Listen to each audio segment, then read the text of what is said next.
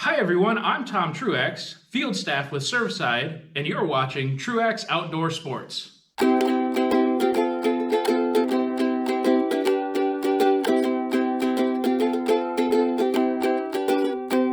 It's time!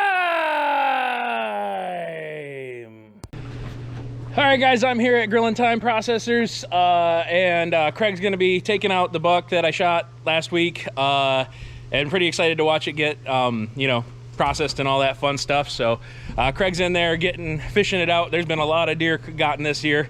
This is their cooler out in here, and yeah, we'll see him come out. My first 7-point, first public land buck. Awesome. That's a wow, look at this beast somebody took. Woo! Wow. There's been Beautiful. a handful of really big ones this year. I've had a couple on my trail cam, so I'm hoping. You never know. We've got one I call Twin Towers. Okay. And his rack is just huge. Nice, that's a doe.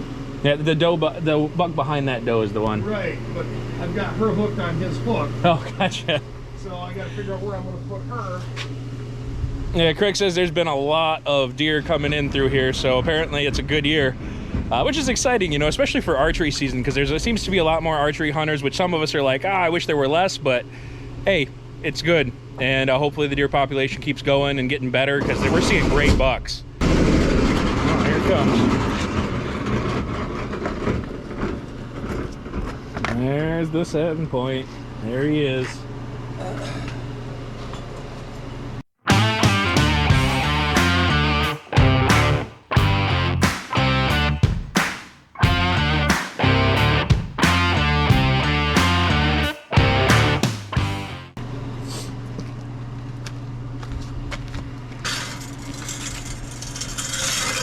Been hanging for about 6 days. Yeah, 6 days, because I brought him in on Friday night.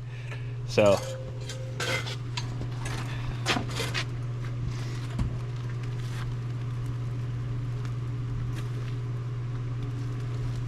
how many bucks do you do, or how many deer do you do a week? Well, obviously depends on how busy we get. We run through this time of year about 6 or 7 a day. Wow, 6 or 7 a day. That's impressive. Which we're not doing that right now, is why we're here behind. Because Billy that works here with me, Yeah. his wife just had double mastectomy yesterday. Oh no. So he's off yesterday and today. He'll be back tomorrow. Hey guys, so those of you who watch this, be praying for Billy's wife. Absolutely. That's tough, man. And here's the mounts that a guy he works with does. This is the one that we're gonna get for our 7-point here. All that's what we're gonna be doing for that.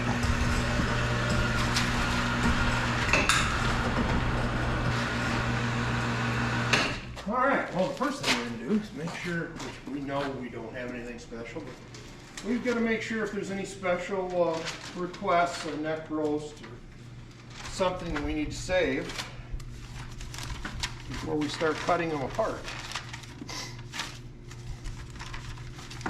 All right, and we are doing, like you said, a Euro for Dave.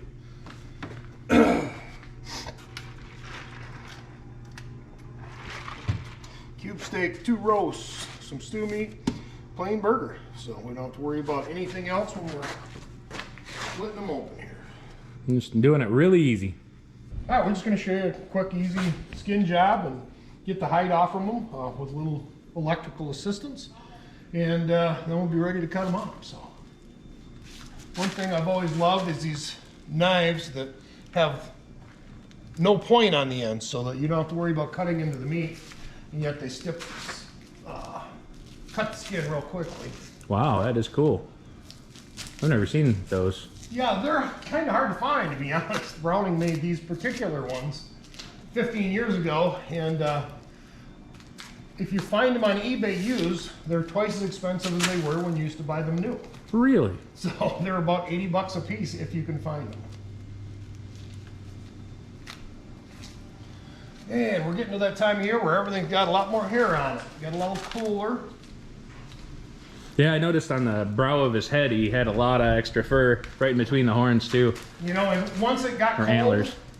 we noticed within 2 days, more hair on it. Really? That's how quickly they adapt. Yeah, and that was like one of the first because it was rainy, you know, just the day before when I Exactly. took him. So yeah, that's impressive.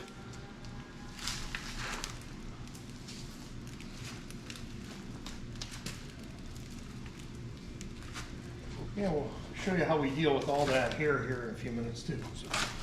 All right, next we manually get this height down just a little bit. And it's just a pull, guys. One thing, like when I've skinned before too, it's just the best way is just rip it, yank it, and it will come off. And you can always cut the tail, but we try to use the for sure method. Don't have to worry about finding the joint that way. Right?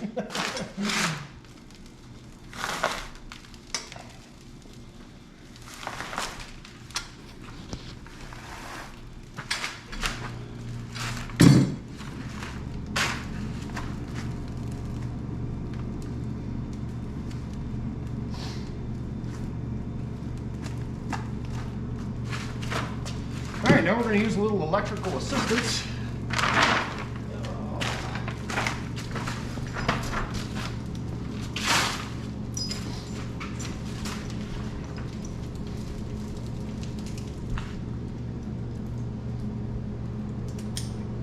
I actually forgot to cut this deer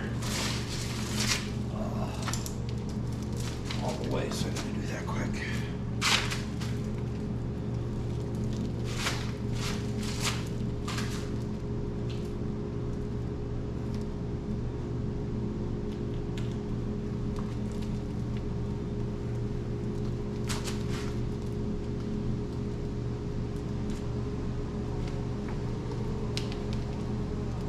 Now, how long have you been doing this? This is our 9th year. 9th year. What made you get into it? Well, basically, I was a pheasant guide, and the pheasant preserve closed. I needed something to do in the fall, and I said, well, I can clean deer. There you go. So we went from 45 to 545. Wow. Now it became a little bit more of a full-time effort.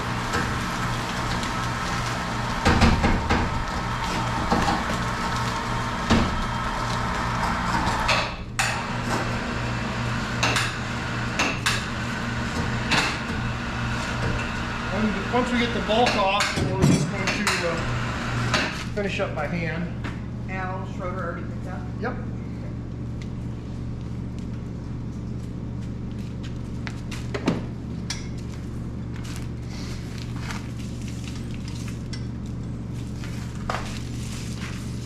Which is really quite simple at this point.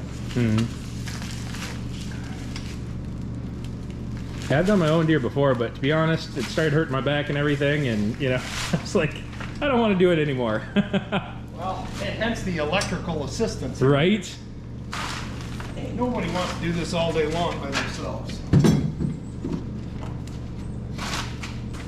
All right, that's all we're going to have there.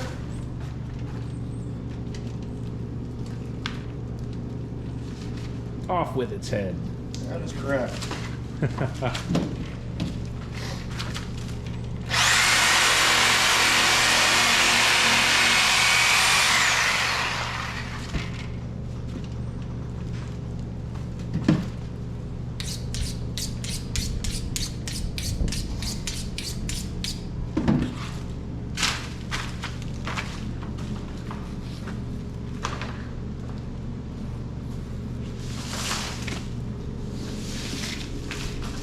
There's our pelt. So we'll take and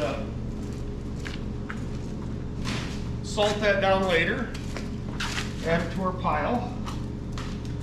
We will now take this.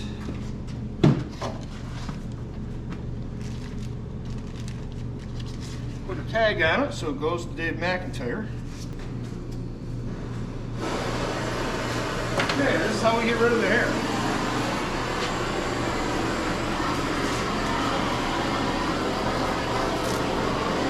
Wow, that works. That's impressive. That's a good idea. Whew.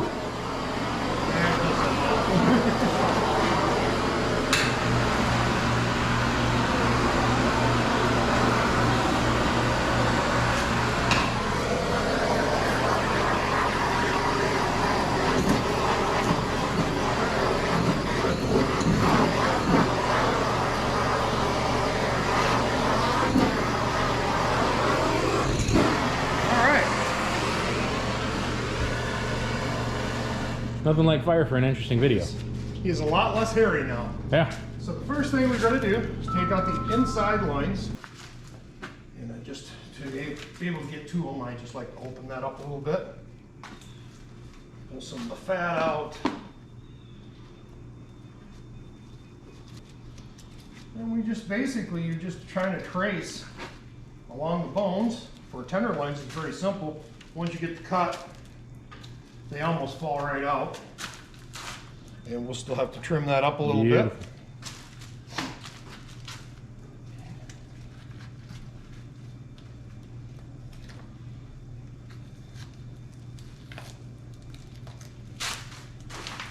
Now the tenderloins, is it important, I don't know if you know cooking much, but is it important to cook them thoroughly since they were on the inside like that, or? Doesn't matter. No, Oh, they really? can still be cooked medium rare. Really? All right, and then the fan favorite back straps. So Yeah.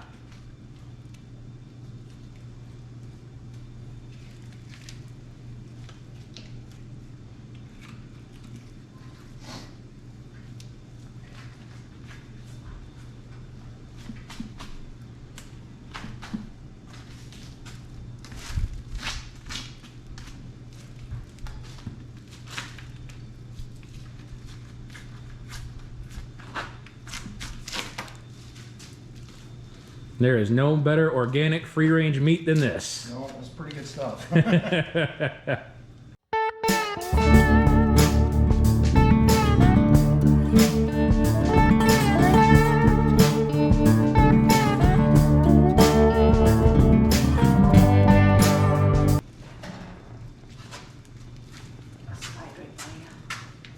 Mostly it's just a matter of kind of tracing the bone all the way down, staying right against the ribs so you don't lose meat.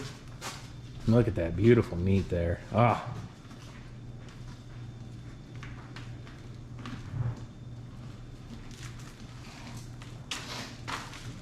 All right.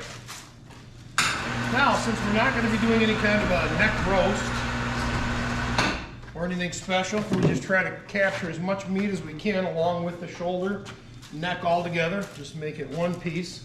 So I will always just come along here and cut Oh, wow. along the bottom, and then almost fillet it off like a fish fillet. Huh.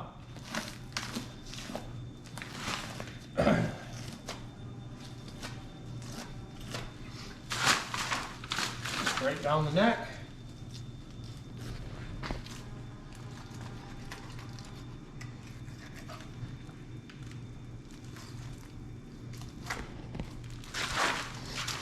Around all those bones, there's a bunch of spiky bones all up and down the neck, so you just have to kind of work around them.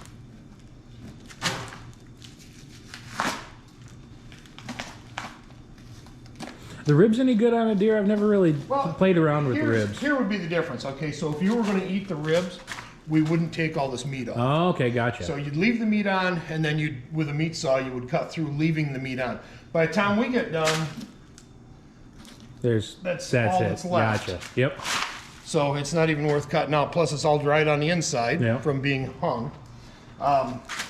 But yes, if a guy really wants to try some ribs, and every once in a while we have people that want to do that, then what we'll do is just take the shoulder off, leave all this meat on, and then cut those off. Gotcha. Okay.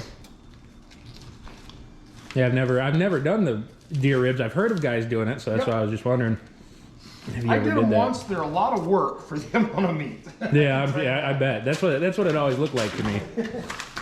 Okay, so we're down to, pretty much just bone. If you feel around, feel just a little sliver. We'll try to trim that off now. Sweet. That's good. That's a good tender meat right there. Add it to the hamburger pile. Same with up here.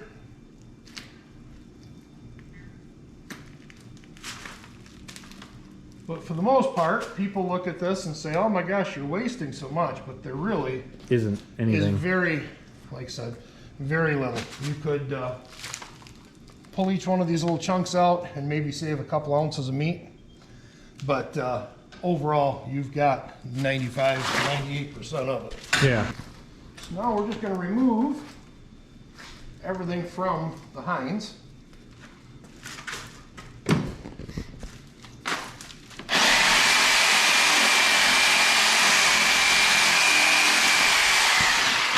You know, it's funny, just like watching a carpenter who knows his craft and everything, watching somebody do this who knows what they're doing is just an impressive thing.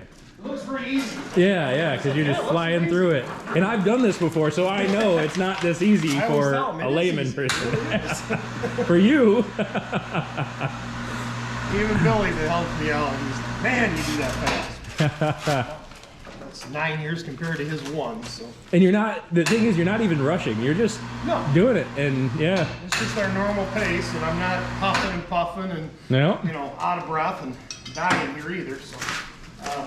Yeah, you just kind of master it after a while, just figure out where to cut. That's the biggest thing you'll ever find, is that where to cut's the most important thing.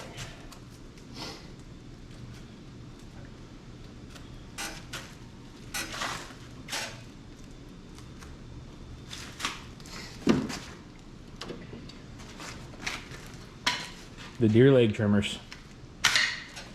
And these trimmers, I was told, are made for trimming deer legs. They're actually not like some kind of other trimmer. These are actually made. Eli deer loppers. They're actually made for lopping deer legs off.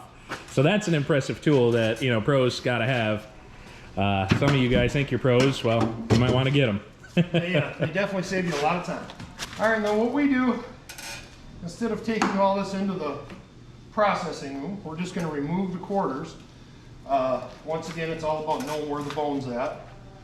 And nothing you can do but just try it a few times to get the feel of where that leg's at and how this one comes down and around. But other than that, it pops real easy. Get back under as far as you can, get as much meat as possible.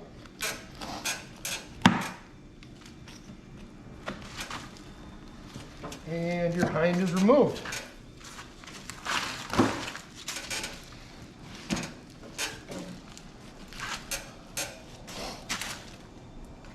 That way, especially like in the case, which a lot of times there's, you know, parts that haven't been taken completely out, or you know, the pea bag or the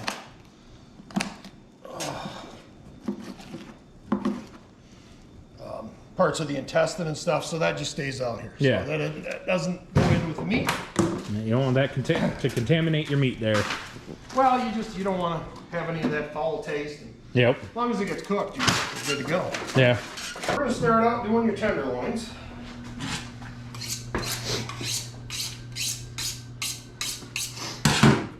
Usually with the tenderloins, it's just a matter of trying to trim as thin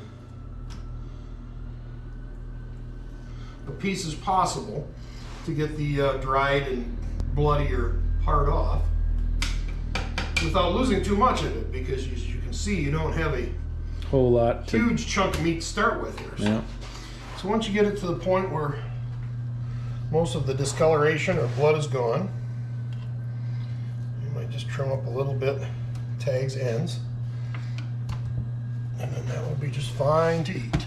Yeah. It's good meat right there. And that is the best meat. Make deer nuggets with it. They just don't have enough of them. Now, if the back straps were as good as the tenderloins, that would be incredible. They're not anything to They're wag a not stick bad. at. No, I mean, I know they're very good. There's nothing like tenderloin. So being a novice at this, by the way, I have never actually done the tenderloin.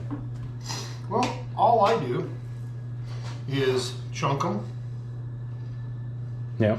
and roll them in flour and fry them, and that's it. I Man. mean, salt, pepper, or whatever seasoning you like, but that is all there is to it. And don't overcook them, Yep.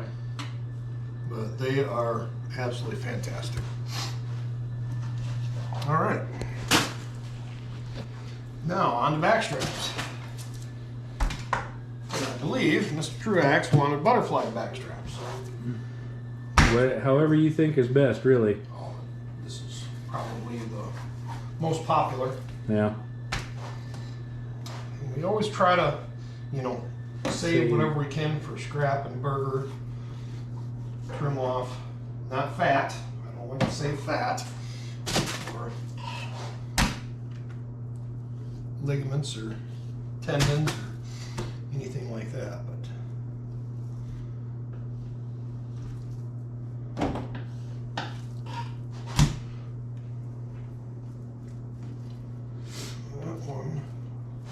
some hair in it, so we're going to toss it.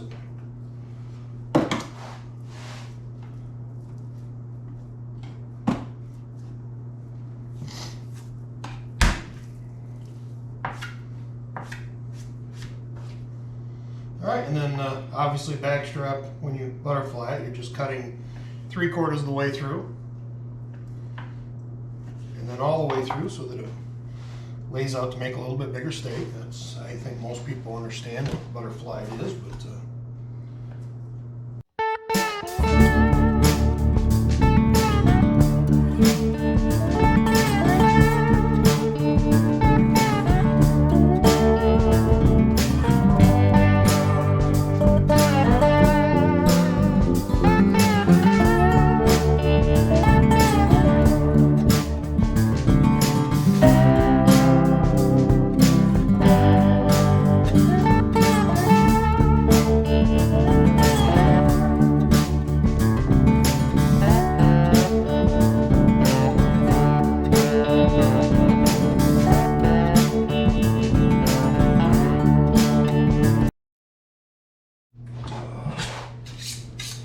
we're going to grab the 2 roasts. We're going to start working on the steak.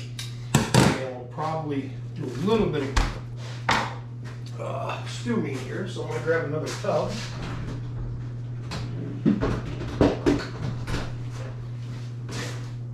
And one of my family's favorite things, when I was in Mission College, we had a lot of people who were from other countries, and they taught us. There were some people from Trinidad who taught us how to make curry, and they did it with goat. Well, venison and goat taste pretty close. Really? Yep. And so we have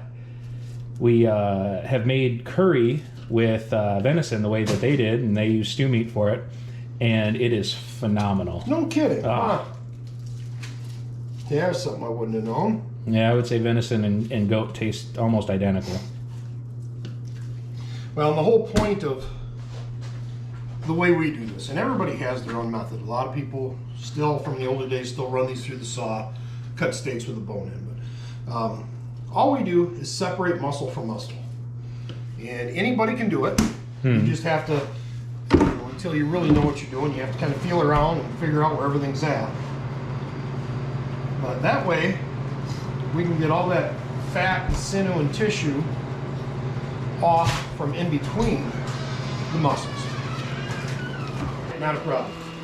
If we didn't have all these breaks, we'd be in better shape. But anyway, we're just going to continue to separate all the muscles out of this hind.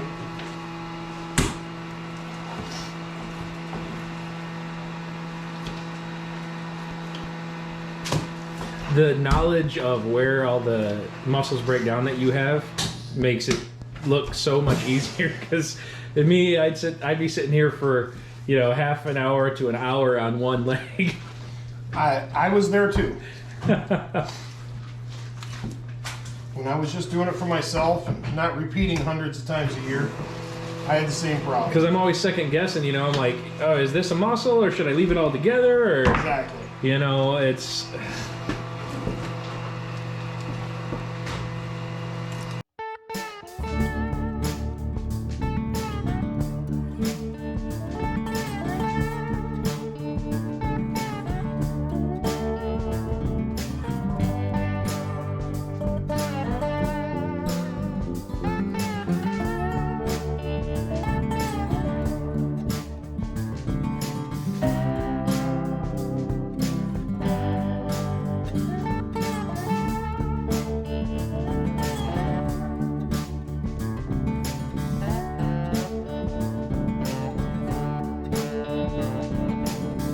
Nature of figuring out how it comes off better eventually. You don't have to think about it, you just do it. So this little one right here, this will be a nice 3 or 4 little small steaks, not much. But we try to utilize as much steak as possible. Oh yeah. I can't wait to eat this. The backstrap, my mouth's watering over here just looking at it. I can get the grill out, but the kids won't be very happy. Right? Oh man, I'm ready. I'm excited. I think tonight I might have to break into the backstrap. So yes, on that we only got 3 little steaks out of Yeah. it, but we'll take them. I do need to get a little baggie to separate that from the back strap. Yeah, because we're not cubing the back strap, right? No. Now, we do have requests for that occasionally, but Really? we typically do not unless somebody asks for it. Cool. Now this, we always call this the football. It's a sirloin. Oh, okay. But this is what, when people want a roast or two, and they don't have a preference, this is what the roast is going to be made out of. Okay, cool. I think makes the best roast. It does have a lot of connective tissue, which breaks down great if you're going to cook it, you know, or Yeah. slow cook it. Whereas these 2 muscles are pretty much just solid meat. There's nothing there to make them tough.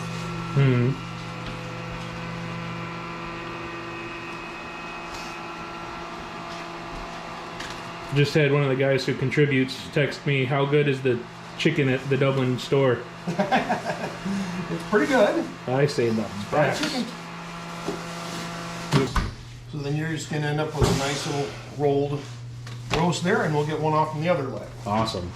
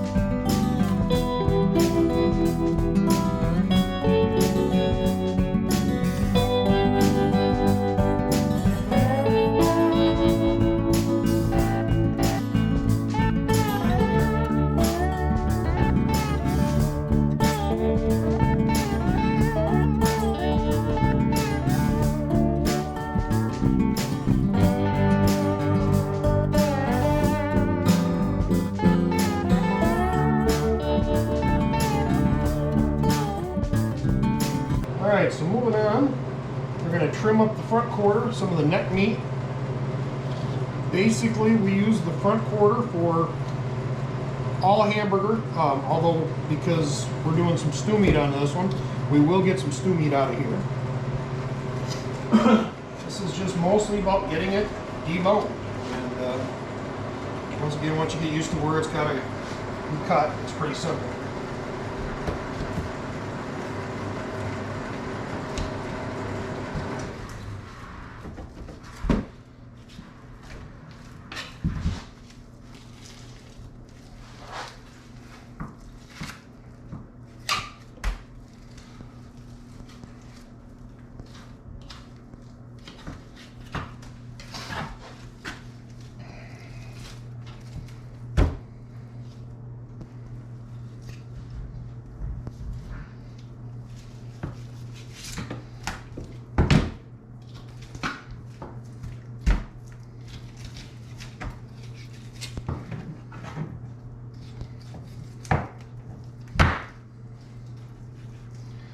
Trim up a little bit. All you want to try to stay out of the hard fat stuff.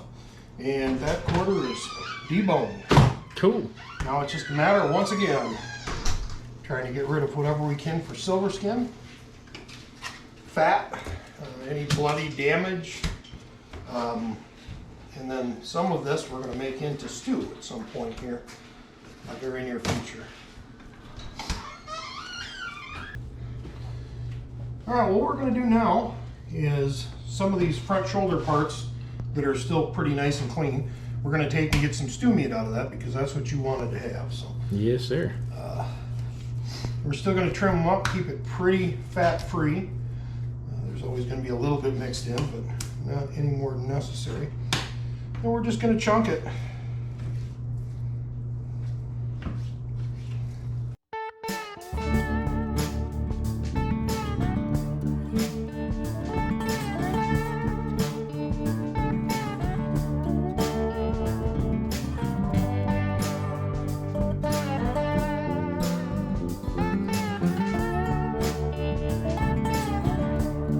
All right, I'll make a little hamburger. If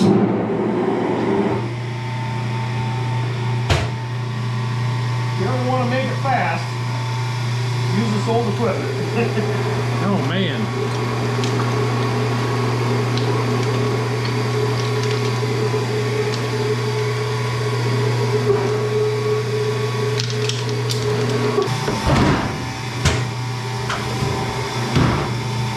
And run it through a second time just for better consistency.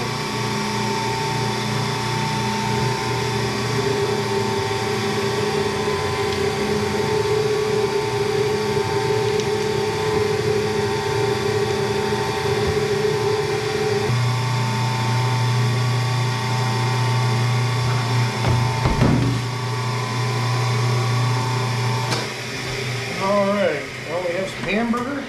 And hand you off to Brittany. She's going to pack this up for you. And we'll see the finished product going in the freezer.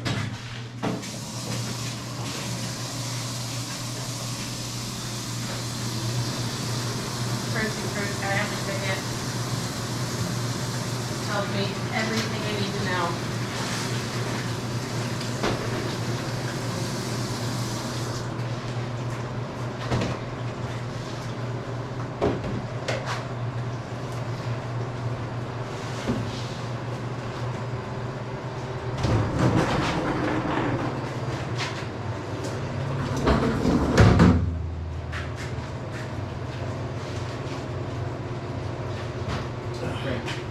Just for a second.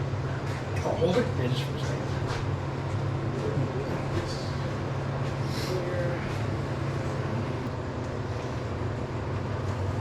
Aren't those cube? Oh, you're doing back straps. Okay. Well, explain. Yeah, doing my back straps first So to get it out of the way. even though the steak's cubed, we're not going to cube the back straps, so we're just No. weighing them up at a pound per package.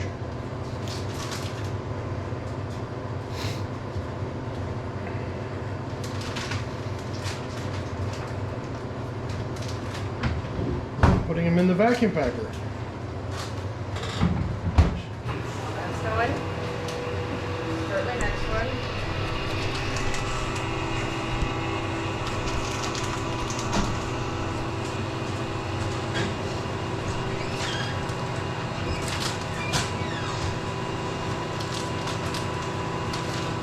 And if I get enough ahead, that's when I can work on that side and start doing my tags, stickers.